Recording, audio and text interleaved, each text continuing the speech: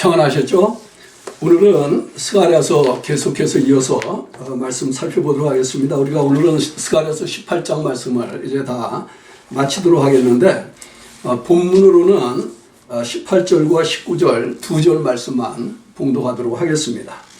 그래서 이 말씀을 중심으로 해서 우리가 하나님께서 보여주고 있는 장래 나타내 보이시려고 했던 그 복음의 그 내용들이 무엇인가, 복음의 은총이라고 하는 것은 무엇인가 하는 것을 통해서 우리가 하나님 앞에 그 은총을 입고 사는 사람들로 바로 서서 주님을 예배하는 예배자들이 될 수 있게 되어지기를 원합니다.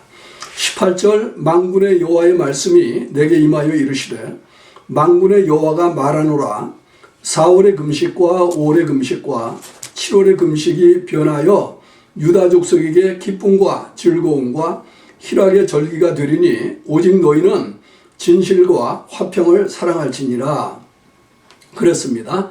여기 보면 금식이 변하여 유다 족속에게 기쁨과 즐거움과 희락의 절기가 되겠다 그렇게 말씀하시면서 하나님 쪽에서 그 사람들에게 기대하는 것은 너희는 진실과 화평을 사랑하는 사람들이 되면 좋겠다 이렇게 얘기하시죠.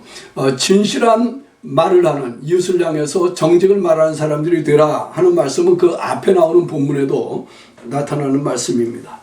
그런데 이 본문은요, 언뜻 요한복음 2장에 나오는 예수님의 가나안 혼인잔치의 그 상황을 연상하는 면이 좀 있습니다. 여러분들이 잘 아는 것처럼 그 가나에 갔을 때 혼인잔치집에 예수님 들어가셨는데 잔치가 흥이 나가지고 막 물이 익어가는데 보니까 그 집에 포도주가 떨어진 거지 않습니까? 그래가지고 예수님의 어머니가 예수님에게 와가지고 귀띔을 하죠. 이 집에 포도주가 떨어졌다. 잔치집에 포도주가 떨어지면 어떻게 되겠습니까? 좀 표현이 그렇지만 그 주인은 마음이 굉장히 조급했을 것이고 포도주가 떨어졌을 때 그 술이 모자란다라고 하는 것을 아는 하객들도 좀 마음이 썰렁하지 않았겠습니까? 그리고 잔치집에 대한 그 인상이라든지 그 상황이 상당히 참담해질 수 있는 그런 상황이었는데 그때에 그 어머니가 그 위기를 면하게 하기 위해서 예수님에게 얘기한 것이 네가 좀 뭐 좀 해봐라 이런 것이었죠. 뭐 좀 해봐라. 포도주가 떨어졌단다. 그러니까 예수님이 하인을 시켜서 두세 동이가 들어가는 큰 물독 6개가 되는데 그 6개의 물독에 물을 가득 채우라 그렇게 분부하시고 그 명령을 받은 하인들이 그대로 했을 때에 그 물을 이제는 떠서 갖다 주어라 그렇게 얘기했거든요.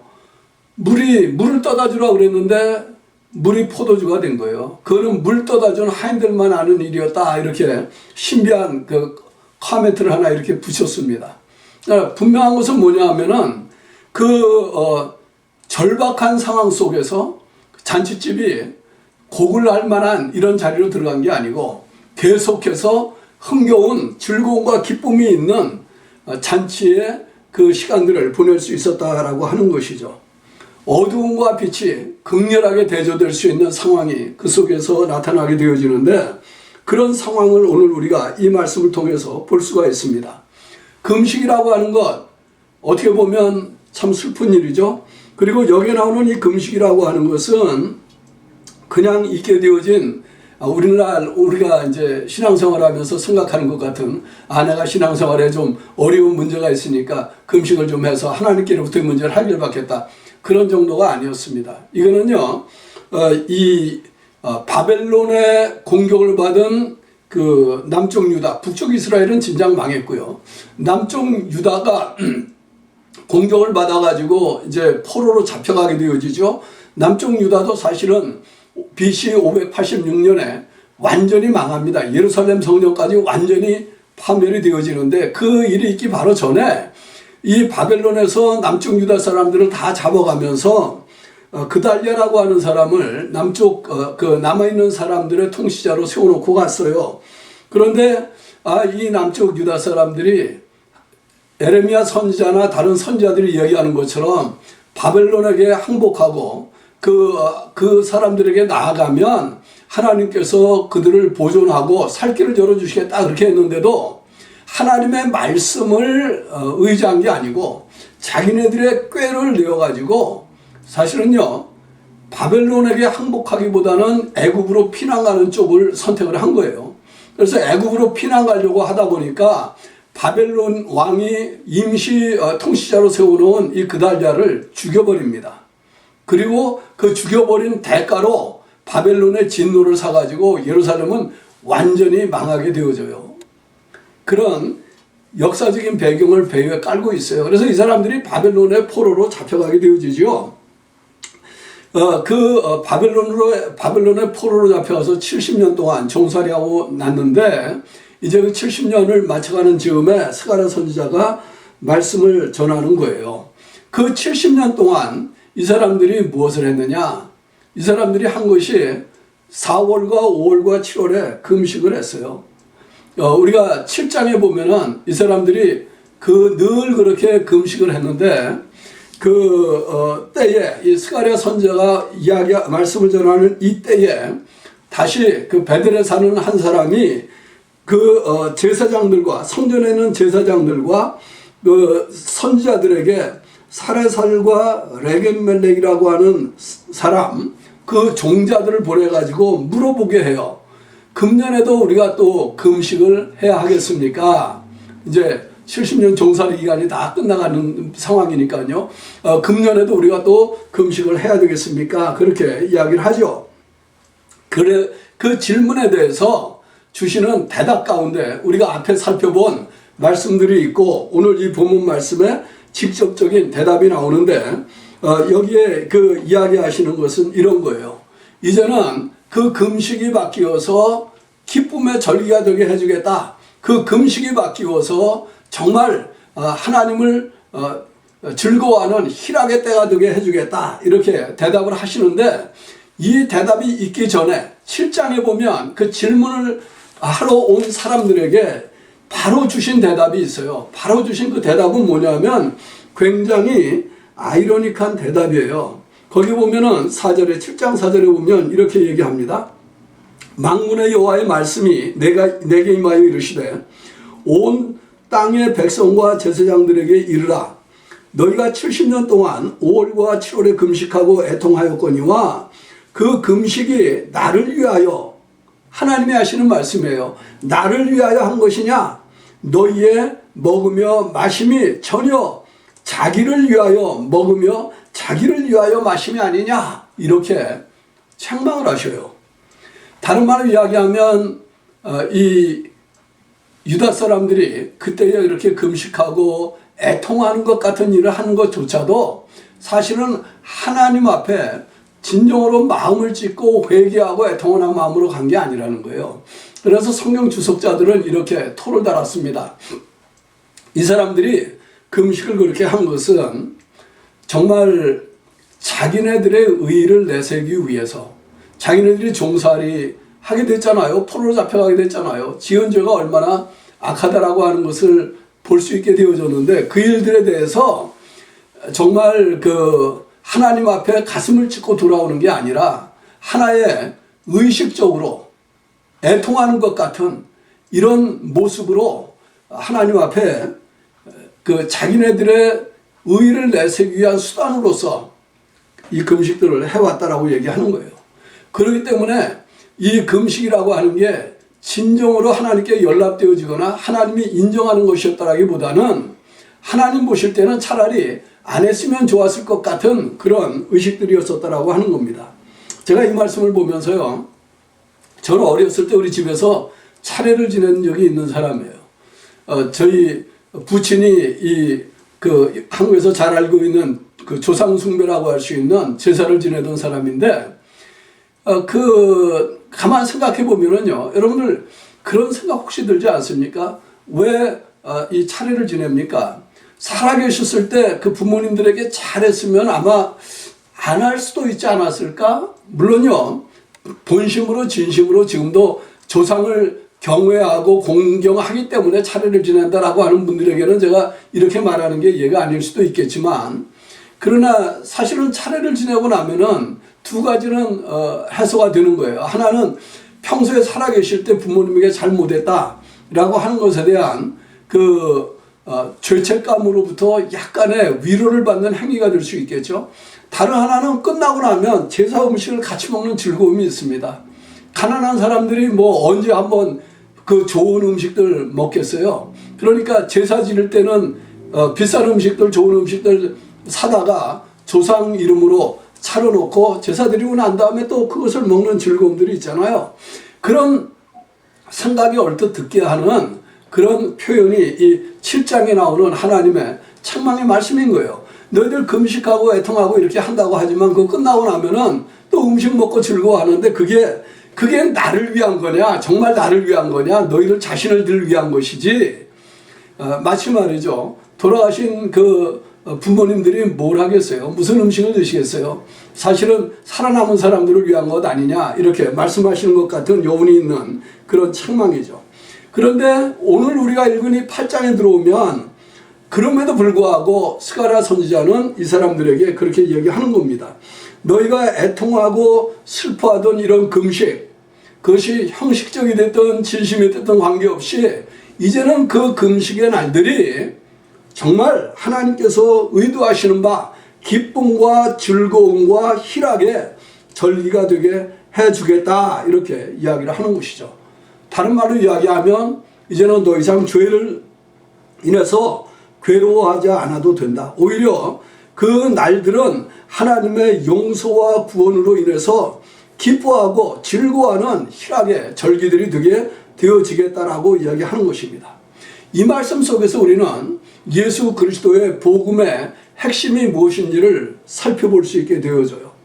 예수 그리스도의 복음은 죄로 인해서 애통하는 사람들에게 더 이상 죄로 인해서 고통하지 않고 죄로 인해서 괴로워하지 않고 하나님 앞에 나와서 용서받고 하나님께서 주시는 그 사죄의 은총으로 말미암아 마음에 참된 기쁨과 자유와 즐거움을 가지는 사람들이 될 수 있도록 만들어주는 것이 복음이라는 거예요. 우리가 예수를 믿는다라고 얘기할 때 우리는 예수님의 죽음이 우리의 허물과 죄를 대속하기 위한 죽음이었다라고 하는 것을 믿습니다. 우리가 만일에 우리 죄에 대한 대가를 지불해야 된다라고 하면 우리는 견딜 수 없죠. 예수님이 십자가 위에서 그 절규하는 것 같은 그 고통을 우리가 몸으로 당한다 할지라도 우리는 스스로 우리를 구원할 수 있는 능력이 없는 사람들이거든요. 왜냐하면 예수님과 우리의 차이점은 예수님은 죄가 없으신 분이었고 우리는 부득불 우리의 죄를 지고 있는 사람들이기 때문에 우리의 죄에 대한 이 대가를 우리 스스로 대속할 수 있는 능력이 없는 사람들이기 때문이라는 거예요. 예수님께서 우리를 위하여 십자가에서 죽으신 그 죽음이 우리의 죄의 형벌을 대신 받으신 고통의 죽음이라고 이야기할 수 있는 것은 예수님께서 죄가 없으신 분이기 때문에 가능했다는 겁니다. 만일에 예수님이 우리의 그 허물과 죄가 아니었다고 하면 그 죄를 담당하신 것이 아니었다고 하면 예수님은 사실 십자가에 달리셔야 할 이유도 없는 분이셨다는 것이죠. 우리가 예수를 믿는다라고 하는 것은 그 사실을 믿기 때문에 우리의 허물과 죄가 아무리 클지라도 아무리 악할지라도 아무리 어두울지라도 그 주님 앞에 나오면 죄가 없으신 그분이 그 우리의 모든 허물과 죄 때문에 죽으셨다라고 하는 것을 인정하고 회개하고 용서를 구하면 하나님이 우리를 그 죄의 사슬, 멍에 그 죄의 무거운 짐으로부터 자유케 해주시는 분이라고 하는 것을 믿는 것이죠. 그게 복음이고 그게 복음의 약속이고 그것이 하나님께서 우리 인생의 죄의 문제를 해결해 주는 길이었습니다. 그것을 정말 믿는 사람들은 여기 나오는 이 사람들처럼 통곡하지 않아도 된다는 말이죠. 죄 때문에 통곡했다고 하면 정말 가슴을 찢었다고 하면 이제는 용서받은 기쁨으로 인해서 하나님 앞에 즐거워하고 찬양하고 하나님 감사합니다라고 말할 수 있어야 된다는 거예요. 만일에 그 마음을 찢는 고통에 대한 슬픔에 대한 죄에 대한 그 반감이 없었다고 하면 그렇다고 하면은 용서받았다라고 하는 말이 별로 큰 의미가 없겠죠. 그러나 정말 그런 아픔이 있었고 그 씨름을 했었다고 하면 하나님이 그런 나의 모든 것을 용서해주고 나를 새로운 사람이 되게 해주셨다라고 하는 게 얼마나 놀랍고 즐거운 일이 되겠습니까? 여러분들, 우리가 주님 앞에 나올 때마다 크고 작은 많은 죄들을 생각할지 모르겠는데요. 오늘 이 주일을 지나가면서 한번 이런 생각해 보시기를 바랍니다. 하나님께서 나의 죄악을 헤아리시겠냐? 하나님께서 나의 죄를 용서해 주시는 쪽을 원하고 기다리고 계시겠냐? 만일에 우리의 죄를 주님 앞에 내려놓는다고 하면 하나님께서 우리의 그 죄를 용서해 주시겠느냐? 아니면은 하나님께서 그 죄에 대해서 응징하기를 기뻐하실 것이라고 생각이 되느냐? 이미 주님께서는, 하나님께서는 죄에 대한 응징을 마치셨다는 것을 우리가 믿으셔야 돼요. 죄의 짐을 들고 주님 앞에 나오시기만 하면 되는 것입니다. 그것이 복음의 본질이에요. 죄로 인해 고통하는 사람들에게 죄로부터의 자유를 선포해 주는 겁니다. 자기의 의의를 가지고 행여나 구원에 이를 수 있을까 노심초사하는 사람들에게 너희들의 의의가 아니라 예수님의 의 때문에 하나님께서 우리를 용서해 주시고 받아주신다라고 이야기하는 것이 복음의 본질인 것입니다. 그렇기 때문에 하나님 앞에 나가는 사람들은 믿음으로 나가는 거예요. 예수 그리스도의 죽음을 생각할 때마다 살아계신 그 하나님께서 내 죄를 용서하시기 위해서 오늘도 그 주님이 십자가를 지셨다라고 하는 것을 상기시켜 주시는구나, 그것을 기억나게 해주시는구나 라고 하는 그 믿음을 가지고 하나님 앞에 나와서 우리의 모든 무거운 죄의 짐들을 내려놓으시면 되는 겁니다.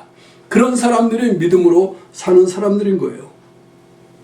그 믿음으로 하나님께 나아가는 사람들은 어떤 의미에서요? 더 이상 애통이 아니라 위로를 받고 기쁨으로 하나님의 구원을 노래하며 사는 사람이 될 수 있습니다. 이것 때문에 예수님은 어쩌면 마태복음 5장을 시작하실 때에 애통하는 자는 복이 있다 이렇게 말씀을 하신 것이라고 할 수 있어요.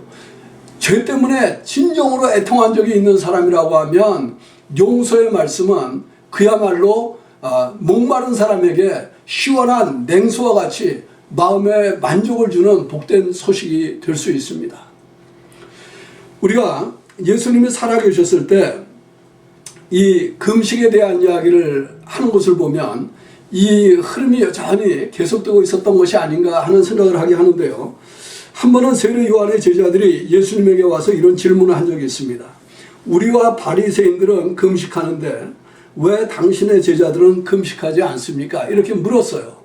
이 말은 스가랴 선지자 때에 있었던 그 바벨론 포로 이후에 있었던 그 금식의 전통이 여전히 세월이 가면서도 유대인들 가운데서 없어지지 않았었다라고 하는 말을 없어지지 않았다라고 하는 것을 뜻하는 것일 수 있습니다. 그들은 금식을 하면서 어쩌면은 습관적인, 어쩌면은 전통을 따라서 관습적인 그런 금식 행위를 하면서 여전히 자기네들이 하나님께 죄의 문제를 해결을 받고 싶어 한다라고 하는 이야기를 했었는지 모르겠죠. 그래서 예수님이 복음서에 보면은 금식에 대해서도 이야기할 때에 그런 말씀하신 거 나오지 않습니까? 너희는 금식할 때 얼굴을 찌그리고 험악하게 하고 마치 무거운 짐을 지고 가는 사람처럼 티를 내고 이렇게 하지 말아라. 정말 하나님 앞에 금식을 한다고 하면 그런 거 하지 말아라.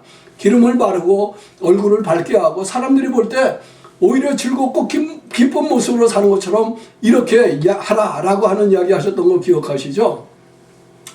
그런 배경 속에서 예수님은 이런 대답을 하셔요.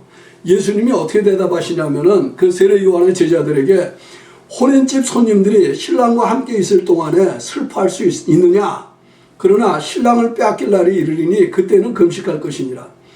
생배 조각을 낡은 옷에 붙이는 지가 없나니 이는 기운 것이 그 옷을 당기어 헤어짐이 더하게 될 것이요 새 포도주를 낡은 가죽 부대에 넣지 아니하나니 그렇게 하면 부대가 터져 포도주도 쏟아지고 부대도 버리게 됨이니라. 새 포도주는 새 부대에 넣어야 둘 다 보존되느니라. 이렇게 대답하셨어요. 여러분들, 새 포도주는 새 부대에 넣어야 된다라고 하는 이 말은 믿는 사람이든 안 믿는 사람들은 많이 인용하는 말씀이잖아요. 옛날 묵은 시대는 지나가고 새 시대가 되었다고 하면 사는 삶의 방법이 바뀌어야 된다라고 얘기하는 것이잖아요. 예수님께서 이야기하시는 것은 그런 것입니다. 죄를 회개하는 것이 금식의 모양이라고 하면 예수님이 이 땅에 오셔서 완성하신 구속의 역사는 더 이상 금식을 필요로 하는 것이 아니라 죄의 용서를 인해서 기뻐하는 삶을 나타내기를 원하는 시대가 되었다라고 이야기하는 것이죠. 정말 하나님께서 사람들의 구원을 위하여 메시아를 보내주심으로써 완성하신 하나님의 이 구원의 복음, 이것을 마음으로 믿는다고 하면 그 사람들은 예수 그리스도로 인해서 하나님 앞에 정말 기쁨과 즐거움과 자유함을 가지고 나아갈 수 있는 사람들이 되었다라고 믿으셔야 된다는 거예요. 왜냐하면 그것이 새 시대를 이야기하시는 것이니까. 마치요 그 가나 혼인잔치집에서요 그 포도주가 떨어졌을 때 어두운 그 상황이 물로 포도주를 만드셔서 모든 사람들을 기쁘게 했을 때 그 즐거움을 연상하게 하는 것처럼 예수 그리스도의 복음으로 말미암아 열린 이 새 시대는 진정한 의미에서 하나님이 의도하신 구원의 기쁨과 감격을 누리는 사람들이 하나님을 예배하는 시대라고 얘기할 수 있다는 것입니다. 우리가 이 신약의 관점에서 구약을 보면 형식과 의미가 둘 다 바뀐 것들도 있고요. 의미만 바뀐 것들도 있습니다. 예를 들면 이런 것이죠. 구약에 나오는 모든 제사제도들, 이것들이 다 예수님, 그 하나님 앞에서 죄를 용서받기 위한 형식들이었죠. 그러나 예수님의 십자가에서 예수님이 자기 몸을 완전한 제물로 하나님 앞에 단번에 드림으로써 제사를 그 구약에 나오는 제사제도를 종식했지 않습니까? 그러니까 우리는 예수님 그 죽음을 의지하고 하나님 앞에 나와서 예배를 드릴 때 더 이상 구약에 나오는 것과 같은 이런 제사 제물을 필요로 하지 않는 거예요. 그것으로부터 자유한 사람들이 된 거예요.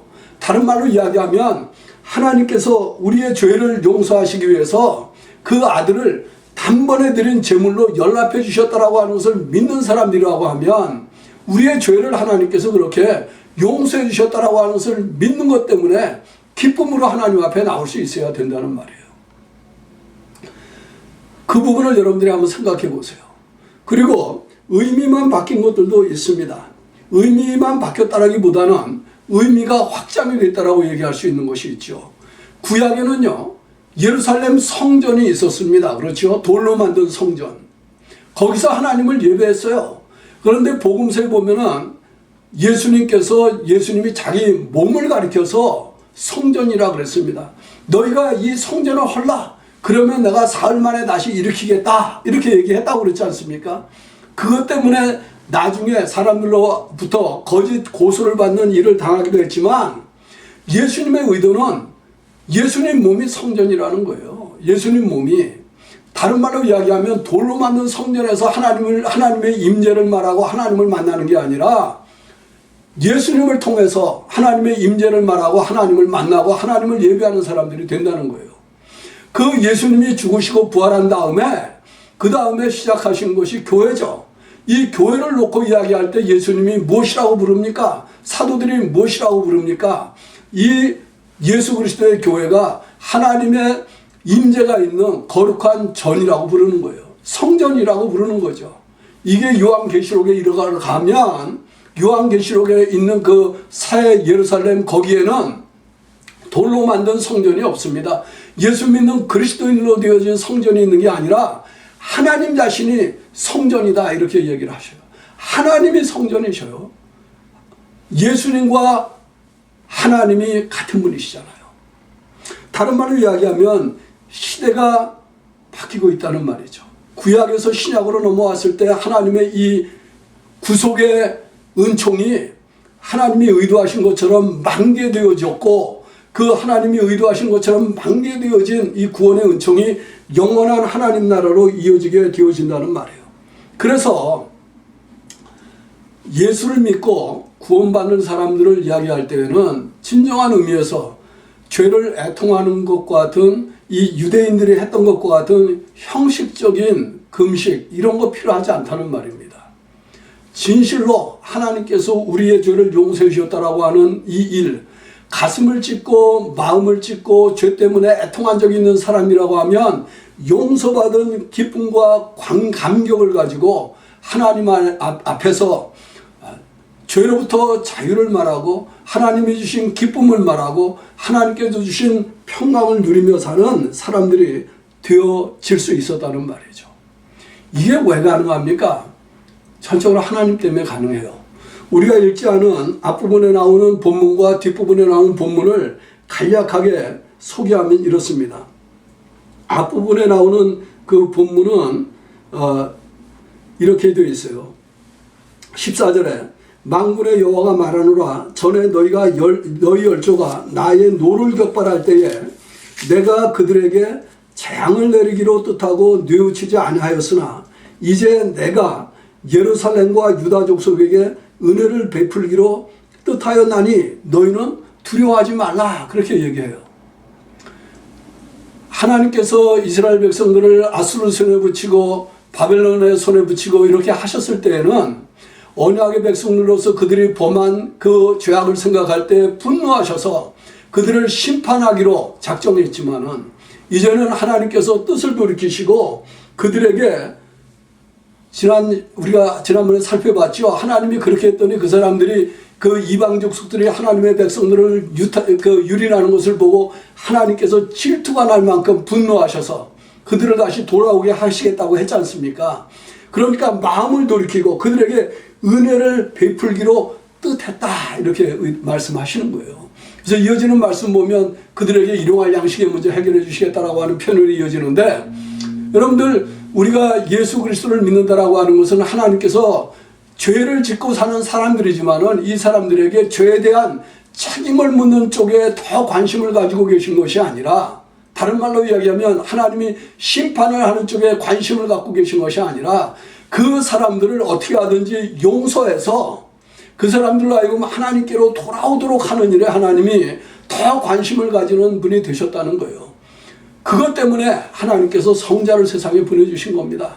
그것 때문에 그 성자가 인간의 몸을 입고 이 땅에 오셔서 예수라고 하는 이름으로 구세주라고 하는 이름으로 세상을 사셨고 십자가를 지시고 죽으셨던 거예요.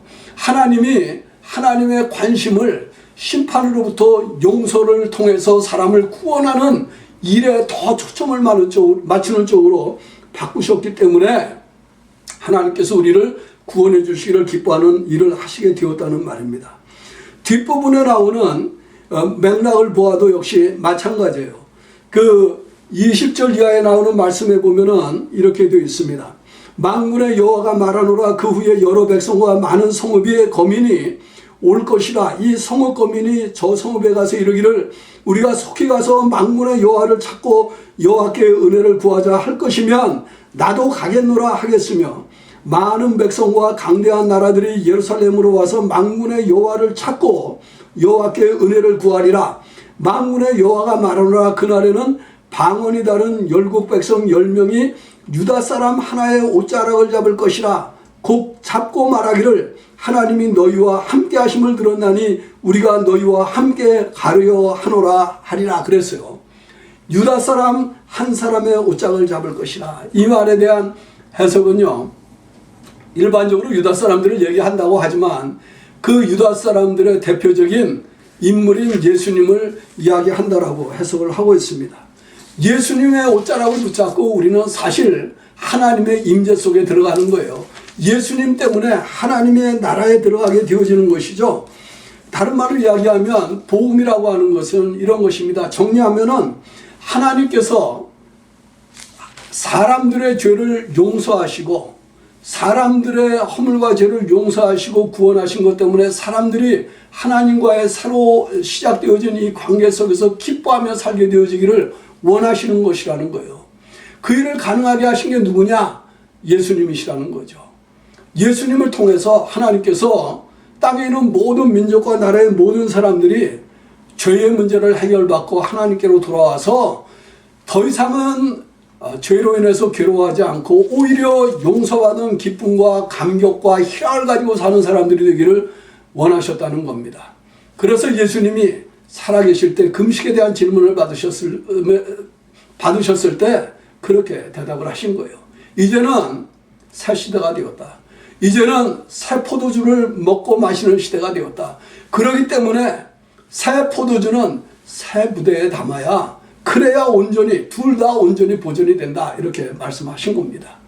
저는 여러분들이 오늘 이 말씀을 통해서 복음이 이야기하고 있는 세계는 우리의 내면 세계 속에 새로운 변화가 일어난, 그래서 예수 그리스도로 말미암아 하나님께로부터 용서를 받은 사람들로 자유와 기쁨과 평강을 누리며 사는, 희락을 누리며 사는 사람들이 된 것을 이야기할 수 있는 그런 시대를 살고 있다라고 하는 것을 마음으로 확신하고 믿고 즐거워하면서 하나님께 찬송과 영광을 돌리는 저와 여러분이 되기를 예수님의 이름으로 축원합니다.